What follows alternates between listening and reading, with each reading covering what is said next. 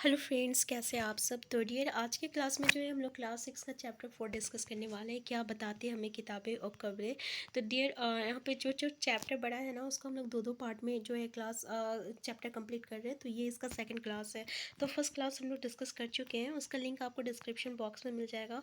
देखिए, यहाँ पे हम लोग बहुत ही इंपॉर्टेंट पॉइंट को डिस्कस किए थे, जिसमें हम लोग विश्वामित्र और नदिया के बारे में।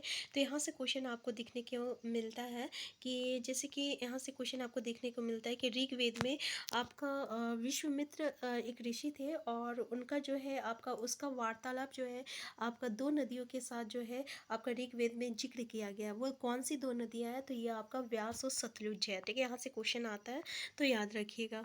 देखिए, यहाँ से और एक क्वेश्चन आता है कि जैसे कि ये देखिए कि ऋग्वेद की प्रार्थनाओं में अन्य दूसरी नदी खासकर सरस्वती, सिंधु और उसकी सहायक नदी का भी जिक्र है, गंगा और यमुना। ठीक है, तो गंगा और यमुना का सिर्फ एक बार उल्लेख किया गया है। क्वेश्चन में आपको इस तरीके से पूछा जाता है, जैसे 3-4 नदियाँ का नाम दे दिया जाएगा और किन नदियों का जिक्र जो है आपका ऋग्वेद में किया गया है। तो देखिए, सरस्वती का, सिंधु, खासकर सरस्वती का याद रखिएगा, सरस्वती, सिंधु और उसकी सहायक नदी। ठीक है, अब गंगा, यमुना, और ऐसे भी क्वेश्चन पूछा जाता है कि किस नदी का जिक्र जो है एक ही बार किया गया है। तो ये गंगा और यमुना है, इसका जिक्र एक ही बार किया गया है। ठीक है, तो यहाँ से भी हमें जो है क्वेश्चन देखने को मिलता है। इसके अलावा यहाँ से क्वेश्चन आपको आता है, देखिए सीटेट के साथ साथ अन्य कंपटीशन में भी आपका आता है कि इतिहासकार जो है ये बताते हैं कि प्रार्थना उस क्षेत्र में रची हुई होगी जहाँ ये नदियाँ बहती है, मतलब जहाँ पे ये सतलुज और जो ये है ना आपका व्यास। ठीक है, तो वो जहाँ बहती है उन्हीं वही उनका जो है वार्तालाप हुआ होगा।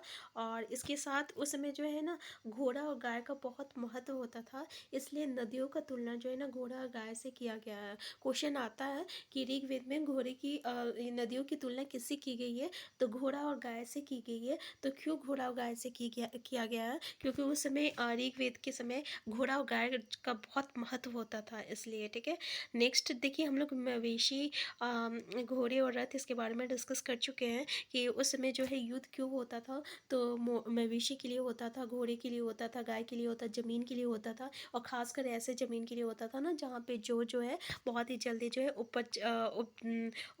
उपजाया जा सकता था। ठीक है, जैसे कि आप यहाँ पे देख सकते हैं। ठीक है, तो ये हम लोग डिस्कस कर चुके हैं। अब देखिए, नेक्स्ट जो पॉइंट है ये है हम लोगों का लोगों की विशेषता बताने वाले शब्द। जैसे लोगों का व्यंग्यीकरण जो होता है ना, उसका काम, भाषा, परिवार या समुदाय, उसका निवास स्थान और उसकी संस्कृति, सांस्कृतिक परंपरा के आधार पर किया जाता है।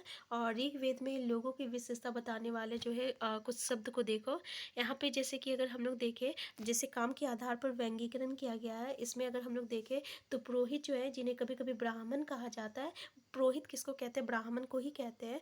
और ये जो है किस लिए जाना जाता है? तो ये तरह तरह के यज्ञ और अनुष्ठान करते थे। और दूसरे लोग क्या थे? राजा थे।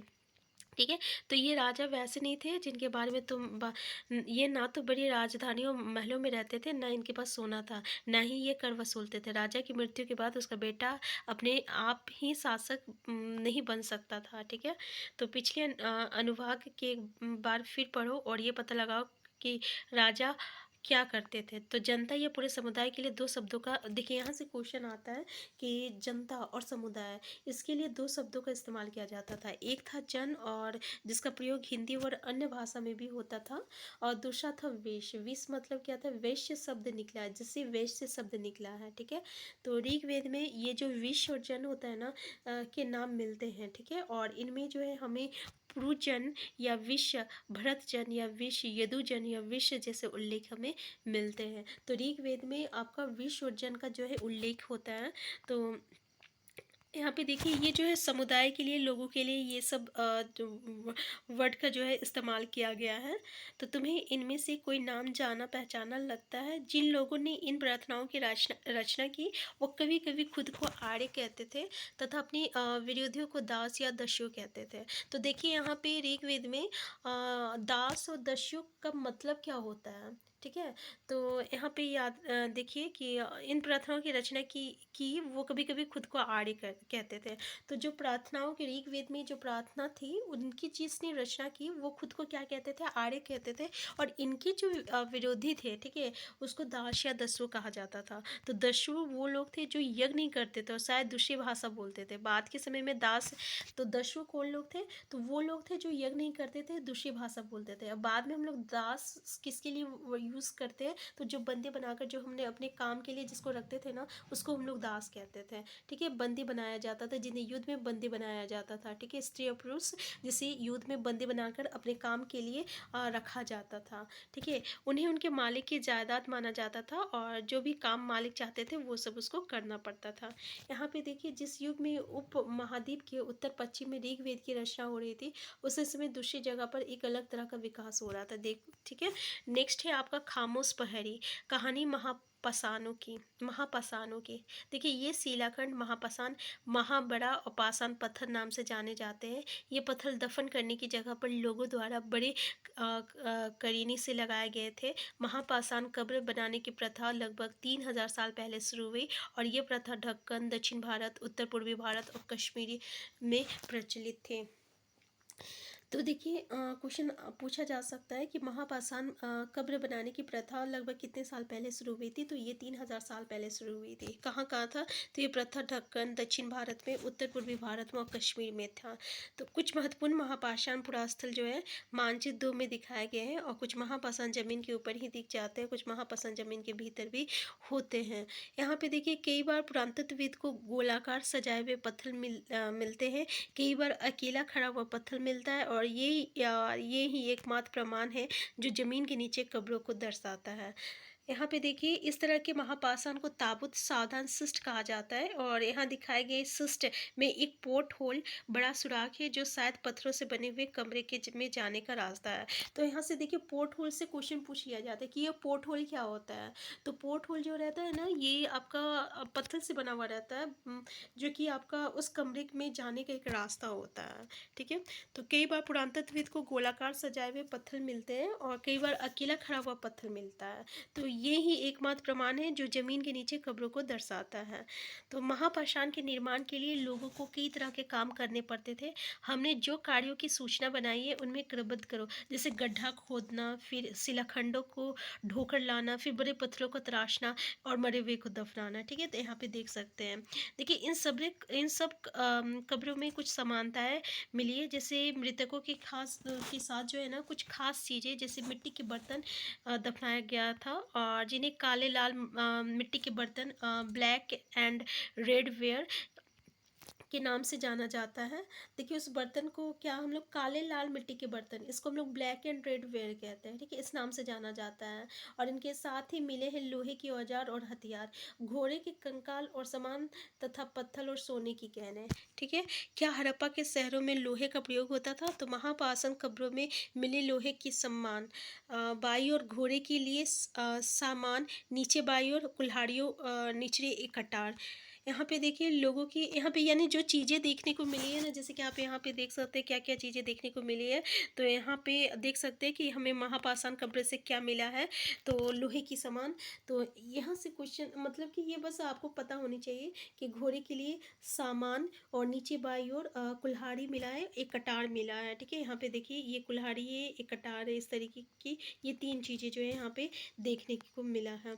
देखिए, लोगों की सामाजिक असमानताओं के बारे में पता करना, पुरातत्व ये मानते कि कंकाल के साथ पाई गई चीज़ें मरे हुए व्यक्ति की ही रही होगी। देखिए, उसमें कब्र में बहुत सारी चीज़ें जो है उसकी जो भी पसंद की चीज़ें होती थी ना, या कभी कभी तो उसके दास या दासियों को भी जो है, राजा के अगर दास और दासी होते थे ना, तो उनको भी कब्र में दफना दिया जाता था, या उनके खाने की चीज़ें या उनकी जो प्रिय चीज़ें होती थी ना, तो उसको जो है कब्र में दफना दिया जाता था। तो कभी कभी क्या है ना, सोने ये सब चीज़ें जो है उनकी जो वो पहनते थे वो भी उसके साथ दफना दिया जाता था। तो दूसरी कब्र में ज़्यादा चीज़ें मिलती हैं। ब्रह्मगिरी को खोजो, यहाँ एक व्यक्ति की कब्र में देखिएगा, याद रखिएगा कि ब्रह्मगिरी में क्या हुआ था कि एक व्यक्ति की कब्र में जो है 33 सोने की मनके और शंख पाए गए हैं और दूसरे कंकालों के पास सिर्फ कुछ मिट्टी के बर्तन हैं। अब देखिए जैसा लोग थे वैसा उनके साथ जो है दफना दिया जाता था। जैसे कि अगर कोई गरीब लोग होते थे तो ऑब्वियसली उनको क्या दिया जाएगा, मिट्टी के बर्तन दिया जाता था। अब कोई राजा है तो उसको क्या दिया गया, तो सोने दिया गया। तो यहाँ पे ब्रह्मगिरी में एक ऐसा व्यक्ति का ये कब्र मिला था जहाँ पे 33 किलो सोने जो है और शंख देखने को मिले। तो ये दफनाए गए लोगों की सामाजिक स्थिति में भिन्नता को दर्शाता है। कुछ लोग अमीर थे और कुछ लोग गरीब थे, उसी के अनुसार जो है उन्हें की कब्र में हमें देखने को मिला है। तो क्या कुछ कब्र गाहें खास परिवारों के लिए थी, यानी कब्र गाहें जो है क्या कुछ खास परिवार को लिए थे। जैसे कभी कभी महापाषाणों में एक से अधिक कंकाल मिला है, इसका मतलब क्या हुआ, यानी एक सदी के मतलब वहाँ पे अधिक लोगों को वहाँ पे किया गया होगा, मतलब दफनाया गया होगा। तो वो ये दर्शाते हैं कि शायद एक ही परिवार के लोगों को एक ही स्थान पर अलग अलग समय पर दफनाया गया था। तो बाद में मरने वाले लोगों को पॉट होल के रास्ते, तो अच्छा बताइए ऐसे कैसे तो फिर एक ही जगह पे अलग अलग लोगों को, एक ही परिवार के लोगों को कैसे दफनाया जाता होगा। तो ये पोर्ट होल के रास्ते जो है वहाँ पे जाया जाता था और ऐसे स्थान पर गोलाकार लगाए गए पत्थर या चट्टान चीन का काम करते थे, जहाँ लोग आवश्यकता अनुसार को दोबारा जो है दफनाया जा सकता है। ठीक है ना, दोबारा मतलब आ सकते हैं, यानी ऐसे जगह पे वो दोबारा आ सकते हैं। तो ये पोर्ट होल मतलब समझ में आ गया ना, क्योंकि यहाँ पे पोर्ट होल से क्वेश्चन जो है हमें सीटेट में देखने को मिला है। ठीक है, तो याद रखिएगा। नेक्स्ट पॉइंट है आपका इनाम गांव। तो इनाम गांव क्या है, इनाम गांव में हमें क्या देखने को मिला है। तो पहले ये तो है कि ये भीमा की सहायक नदी घोड़े के किनारे एक जगह है। तो भाई इनाम गांव कहाँ है, क्वेश्चन ये पूछ लिया जाता है। तो इनाम गांव जो है ये भीमा की सहायक नदी घोड़ के किनारे एक, सुने यहाँ पे हम घोड़े पढ़ चुके थे, तो घोड़ के किनारे एक जगह है और इस जगह पर जो है 3700 से लेकर 27 साल पहले जो है लोग रहते थे। यहाँ वयस्क लोगों को प्राय गड्ढे में सीधा लिटाकर, यहाँ पे देखिए किस तरीके से दफनाया जाता था, तो सीधा लेटा कर, और उनका सिर जो रहता था उत्तर की ओर रहता था। कई बार उनके घर के अंदर ही दिया जाता था, और ऐसे बर्तन जिनमें शायद खाना और पानी हो उसको भी साथ में दे दिया जाता था। तो एक आदमी को जो है 5 कमरे वाले मकान के आंगन में 4 पैरों वाले मिट्टी के एक बड़े से संदूक में दफनाया गया था, और बस्ती के बीच में बसा ये घर गांव के सबसे बड़े घरों में एक था। तो इस घर में एक अनाज का गोदाम भी था और शव के जो पेड़ थे ना वो मुड़े हुए थे। ठीक है, तो यहाँ पे आपको थोड़ा सा इनाम गांव के बारे में पढ़िएगा कि इनाम गांव में क्या क्या चीज़ें देखने को हमें मिला है। अब देखिए क्या बताते हैं हमें कंकालों के अध्ययन, जैसे छोटे आकार के आधार पर एक बच्चे के कंकाल हो सकता है, लेकिन एक बच्चे और बच्चे की कंकाल के बीच कोई बड़ा फर्क नहीं होता है। ठीक है, और यहाँ पे देखिए कभी कभी लोग कंकाल के साथ मिले सामानों के आधार पर अंदाज़ा लगाता था कि कौन महिला का है कौन स्त्री का है। जैसे कि आभूषण मिलता था तो लगता था कि स्त्री का है, लेकिन उस समय अक्सर पुरुष भी आभूषण पहनते थे। तो ऐसे में कैसे वो मतलब कि भिन्न कर पाते कि कौन स्त्री का है कौन पुरुष का है।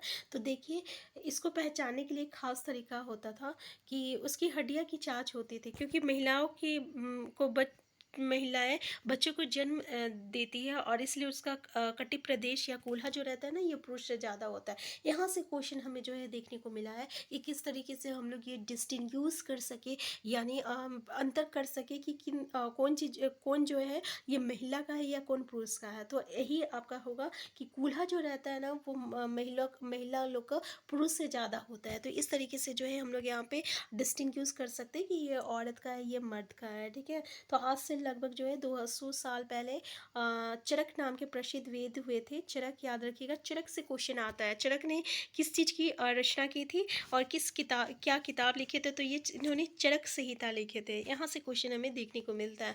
ये भी पूछा जाता है कि इसमें कितना हड्डियाँ इन्होंने बताई थी, तो इनके अनुसार मनुष्य में जो है 360 हड्डियाँ हैं, लेकिन जबकि आधुनिक विज्ञान के अनुसार जो है कितना है, तो 206 हड्डियाँ होती है। ठीक है, तो चरक ने अपनी गिनती में दांत हड्डियों के जोड़ और कार्टिलेज को जोड़कर ये संख्या बताई थी। तो देखिए ये भी बात याद रखिएगा कि आखिर 360 ये कैसे बता दी है। तो इसमें क्या क्या ये जोड़े थे, तो ये ना दांत को जोड़े थे, हड्डियों के जोड़ को भी जोड़े थे, और कार्टिलेज को भी जोड़े थे। ठीक है, तो याद रखिएगा। अब देखिए इनाम गांव के लोगों के काम धंधे क्या थे। जैसे उनके पुरातत्वविद के अनुसार जो है आपका गेहूँ चावल दाल बाजरा मटर और तिल के बीज मिले हैं, और कई जानवरों की हड्डियाँ भी मिली है। कई हड्डियों पर कांटे के निशान निशान से ये अंदाज़ा होता है कि लोग इन्हें खाते होंगे। गाय, बैल, भैंस, बकरी, भेड़, कुत्ता, घोड़ा, गधा, सूअर, सांभर, चितकबरा, हिरन और कृष्ण में गधा, नेवला, चिड़िया, जैसे आप देख सकते हैं बहुत सारी चीज़ें हैं यहाँ पे। तो ऐसे साक्ष्य मिले हैं कि बड़े आंवले, जामुन, खजूर और कई तरह की रस भरी एकत्र की जाती थी। इस प्रमाण के आधार पर इनाम गांव में लोगों के काम धंधे की एक सूची बनाई है, ठीक है। तो इनाम गांव के बारे में बहुत कुछ यहाँ पे देखने को मिला है, तो इसके बारे में एक बार अच्छे से देख लीजिएगा, क्योंकि यहाँ से भी हमें जो है क्वेश्चन देखने को मिलता है। तो ये था हमारा चैप्टर क्लास 4। तो देखिए हम लोग बहुत ही अच्छे तरीके से जो है एक एक चैप्टर के यहाँ पे डिस्कस कर रहे हैं, और बस हम लोगों का एमसीक्यू रह रहा है। तो सबसे पहले जो हम लोग एनसीईआरटी को हिस्ट्री का कंप्लीट करते हैं। हम लोग 4th चैप्टर तो ऑलरेडी हम लोग का कंप्लीट हो चुका है। तो पहले हिस्ट्री हम लोग कंप्लीट करते हैं सारा चैप्टर डिस्कस करने के बाद। इसके बाद हम लोग क्या करेंगे, चैप्टर वाइज एमसीक्यू करेंगे, ठीक है ना। तो हम फिर मिलते हैं नेक्स्ट क्लास में। चैनल में नए हैं तो चैनल को सब्सक्राइब कर लीजिएगा। वीडियो हेल्पफुल होगा तो लाइक शेयर करना मत भूलिएगा। ठीक यहाँ पे सीटेट, हमारा इंटेंशन सिर्फ सीटेट नहीं है। सीटेट के बाद जो अन्य कॉम्पिटिशन होता है टीचर लेवल, जो कि आपका मेन कॉम्पिटिशन है, ठीक है, उस पर फाइट करना है। तो उसके लिए सबसे बेटर रहेगा कि हमारा एनसीईआरटी की जो बुक है 6 to 10, ठीक है। तो 6 to 10 हम लोग 9-10 को भी बहुत जल्द करने वाले हैं। अगर आपको कोई भी चैप्टर करना होगा कमेंट बॉक्स में ज़रूर बताइएगा। तो हम फिर मिलते हैं नेक्स्ट क्लास में।